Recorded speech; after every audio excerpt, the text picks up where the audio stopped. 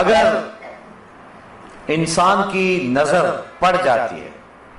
تو اس کے لیے حکم ہے النظرۃ الاولی والثانیۃ علیک، فرمایا پہلی نظر تجھے معاف ہے چونکہ اس میں تیرا قصد نہیں ہے، اگر اسی نظر کے تسلسل کو برقرار رکھتا ہے یا دوسری مرتبہ دیکھتا ہے تو فرمایا وہ تیرے اوپر وبال ہوگی۔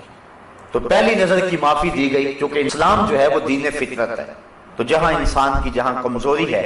جہاں اس کی بے اختیاری ہے، وہاں چھوٹ دے دی گئی، لیکن اس کے بعد اگر اس نظر کا تسلسل برقرار رہتا ہے یا پھر دوسری نظر کوشش کر کے دیکھتا ہے اور تعاقب کرتا ہے تو پھر فرمایا وہ تیرے اوپر وبال ہے۔ اور وہ آنکھ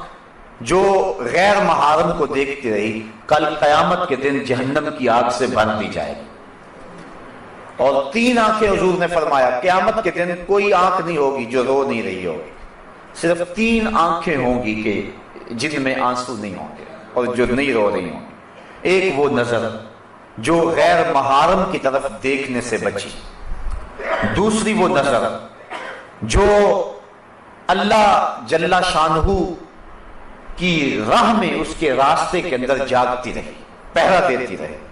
سرحدوں کے اوپر محافظت کرتی رہی، اور تیسری وہ نظر، وہ آنکھ کہ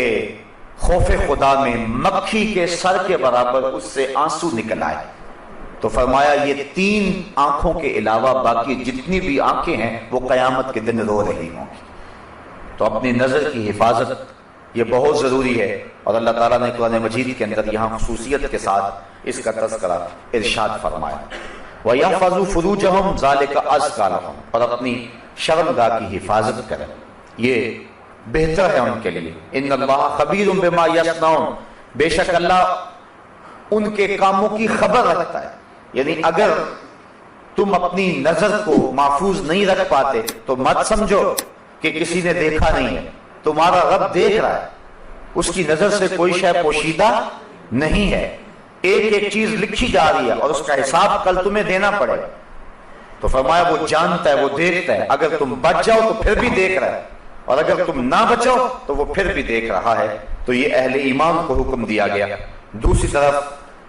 عورتوں کو حکم دیا گیا، وَقُلْ لِلْمُؤْمِنَاتِ يَغْضُضْنَ مِنْ أَبْصَارِهِنَّ، اور اے محبوب مسلمان عورتوں کو بھی حکم دیں کہ وہ بھی اپنی نظروں کو نیچا رکھیں۔ اگر مرد کو روکا گیا ہے کہ وہ غیر محرم عورت کی طرف نہ دیکھے تو عورت کو بھی روکا گیا ہے کہ وہ غیر محرم مرد کو نہ دیکھے۔ حضرت ام سلمہ رضی اللہ تعالی عنہ حضور کی زوجہ محترمہ ہیں، حضرت میمونہ رضی اللہ تعالی عنہ کے گھر گئیں اور وہ بھی حضور کی زوجہ ہیں۔ تو حضرت عبداللہ ابن مکتوم آئے تو یہ ان کو دیکھنے لگے، تو حضور علیہ السلام نے فرمایا کہ پردہ کرو۔ حیرت سے عرض کی حضور یہ تو نابینے ہیں، تو حضور علیہ السلام نے فرمایا یہ نابینے ہیں، تم نابینا تو نہیں ہو۔ یعنی عورت کو بھی منع کر دیا کہ تو مرد کو نہ دیکھے، بلکہ حضور نبی رحمت صلی اللہ علیہ وآلہ وسلم کی پیاری صاحبزادی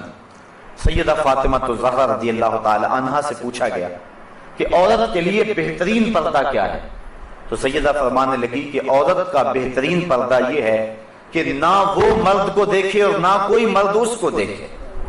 بلکہ حضرت فاطمہ رضی اللہ تعالی عنہا اس وجہ سے پریشان رہا کرتی تھی کہ اب تو میں اپنے پردے کی حفاظت کرتی ہوں، جب موت طاری ہو گئی تو پھر اس کے بعد چارپائی کے اوپر اٹھا کر کے قبرستان میں لے جاتے ہیں اور عورت کے جسم کی ڈیل ڈھول جو ہے اس کو مرد دیکھتے ہیں، تو میرے لیے یہ بھی پریشانی کا باعث ہوگا۔ تو وہ اس معاملے میں سخت متفکر رہا کرتی تھی۔ حضرت اسماء بنت امیس رضی اللہ تعالی عنہا سے انہوں نے ایک دن یوں بات کی تو وہ فرمانے لگی کہ میں نے حبشے کے اندر لوگوں کو دیکھا ہے کہ وہ عورتوں کے لیے ایک خاص ڈولی ہے، اور آپ نے کہا کہ میں آپ کو بنا کے دکھا دیتی ہوں۔ انہوں نے کھجور کی 4 شاخیں منگوائیں اور پھر چارپائی کے 4 پایوں کے ساتھ باندھ دی اور ان کو آپس میں جوڑ دیا اور اس کے اوپر پردہ ڈال دیا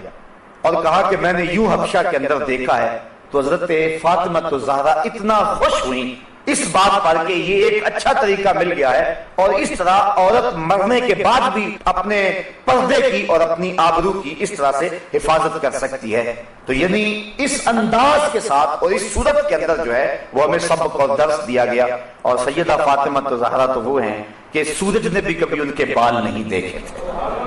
بلکہ قیامت کا دن ہوگا اور جب سیدہ فاطمہ الزہرا رضی اللہ تعالی عنہا 70,000 حوروں کے جلوہ میں میدان حشر سے گزریں گی تو ایک دم آواز آئے گی، یا معشر الجمع غضوا ابصارکم، اے اہل معاشر اپنی نگاہوں کو نیچا کر لو، اس لیے کہ محمد صلی اللہ علیہ وآلہ وسلم کی بیٹی فاطمہ کا گزر ہو رہا ہے۔ تو اہل معاشر کو نظریں جھکانے کا کہا جائے گا، چونکہ انہوں نے زندگی میں اپنے پردے کی اپنی جان سے زیادہ حفاظت کی، اور اللہ تعالیٰ جل شانہ ان کو قیامت کے دن بھی اس انداز کے ساتھ اعزاز و تکریم عطا فرمائے گا۔